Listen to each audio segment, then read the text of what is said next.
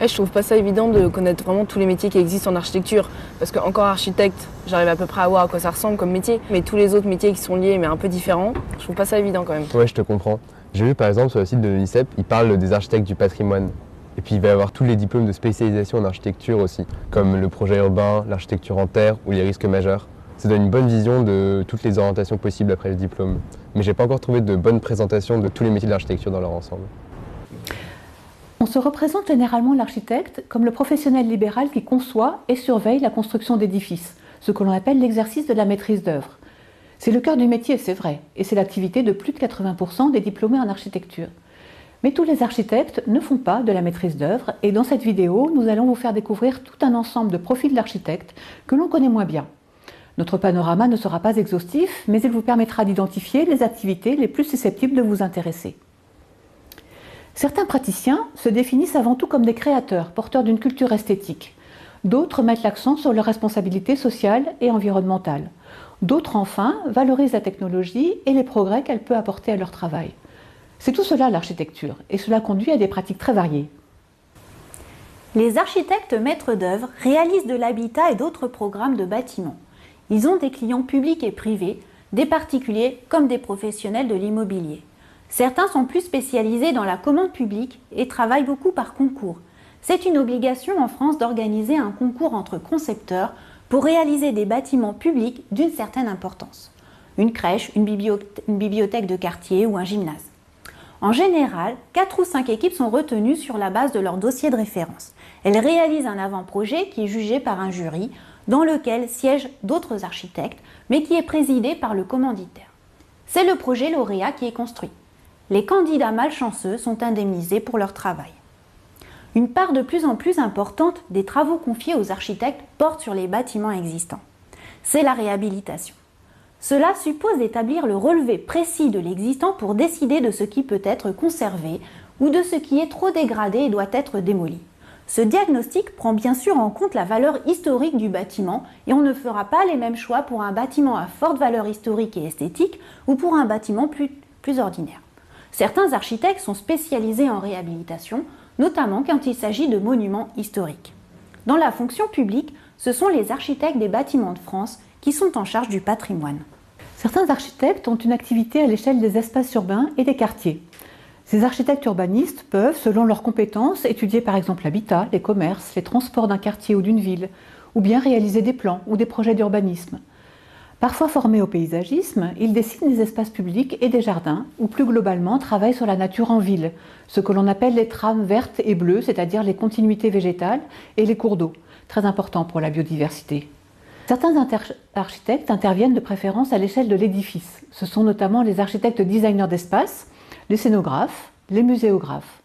Sur les projets qui ne comportent pas d'intervention sur la structure porteuse, 2 catégories de concepteurs peuvent intervenir, les architectes diplômés et les architectes d'intérieur que l'on appelle de plus en plus les designers d'espace. Ils sont formés dans des établissements qui délivrent le diplôme national des métiers d'art et du design, mention espace, nouvelle appellation des BTS design d'espace. Ils n'ont pas le droit de déposer un permis de construire, mais peuvent, seuls ou en collaboration avec des architectes, aménager des bureaux ou des boutiques, des stands d'exposition, des plateaux de télévision, dessiner du mobilier, etc. Les architectes peuvent aussi mettre leurs compétences artistiques au service de ce que l'on appelle le rendu du projet. On leur confie alors la réalisation de croquis d'ambiance, de perspectives du projet, de maquettes. Les outils numériques sont de plus en plus utilisés pour la communication des projets.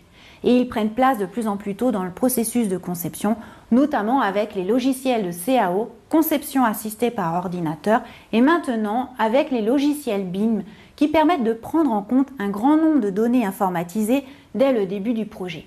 Certains architectes se forment plus spécifiquement à ces outils dans leur formation initiale ou plus tard au cours de leur carrière. Il en est de même avec les professionnels au double profil d'architecte et d'ingénieur.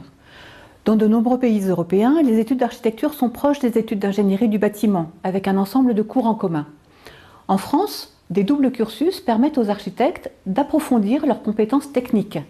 Ainsi, forme-t-on des architectes ingénieurs professionnels très recherchés pour la conception des ouvrages techniquement complexes, comme les gares, les aéroports, les hôpitaux, mais aussi pour les ouvrages de génie civil comme les ponts, les stations d'autoroute, les réseaux de tramway. Certains architectes sont proches du monde associatif, notamment ceux d'entre eux qui consacrent toute une partie de leur temps à une action humanitaire pour intervenir dans les villes ébranlées par les guerres ou par les catastrophes naturelles. Depuis une dizaine d'années, les générations de jeunes diplômés s'engagent de plus en plus dans la profession au sein de collectifs d'architectes et d'artistes, au statut d'association. Leur activité consiste alors à faire participer les habitants à l'aménagement provisoire d'une friche que la collectivité publique aura par exemple offert dans une utilisation temporaire. Ils aident parfois à l'autoconstruction de petits mobiliers urbains, des bancs, des jardinières et s'impliquent dans des projets de plus grande envergure. L'objectif de travailler au plus près des besoins formulés par les futurs utilisateurs inspire beaucoup de professionnels de l'architecture. Certains, notamment, s'investissent dans l'habitat participatif auprès de ces groupes d'habitants qui se font construire des logements avec des espaces partagés, gérés de manière collective. D'autres architectes se spécialisent dans la programmation, la réflexion qui consiste à aider le commanditaire à mettre noir sur blanc ses attentes sur le fonctionnement, les usages et les qualités du bâtiment qu'il souhaite construire. Les architectes exercent aussi divers métiers de conseil, soit au sein d'organisations clientes d'architecture, soit comme prestataires indépendants. Toutes les dimensions du conseil existent, le conseil sur le projet architectural et urbain, le conseil technique, l'assistance aux démarches administratives et financières à réaliser pour monter une opération de construction. Les architectes mobilisent alors des compétences très variées. Enfin, comme dans la plupart des métiers, un certain nombre d'architectes agissent pour produire et diffuser les connaissances de leur domaine. Ce sont les architectes qui enseignent, ceux qui font de la recherche, ceux qui écrivent dans la presse professionnelle. Nous vous proposons un certain nombre de portraits de praticiens qui exercent dans ces différents secteurs. Nous leur avons demandé de témoigner sur ce qu'ils font au quotidien, les difficultés et les satisfactions qu'ils en tirent, mais aussi sur les compétences qu'ils mettent en œuvre jour après jour. Et tous ont un commentaire, un conseil à vous adresser, et à vous qui vous intéressez à leur métier. C'est un métier à la fois créatif et technique. On privilégie énormément le travail de groupe. On peut travailler sur des cours d'école, des transformations de cours d'école. Donc on a créé notre agence à l'âge de 30 ans, un petit peu au sortir de l'école. Vous venez avec nous ?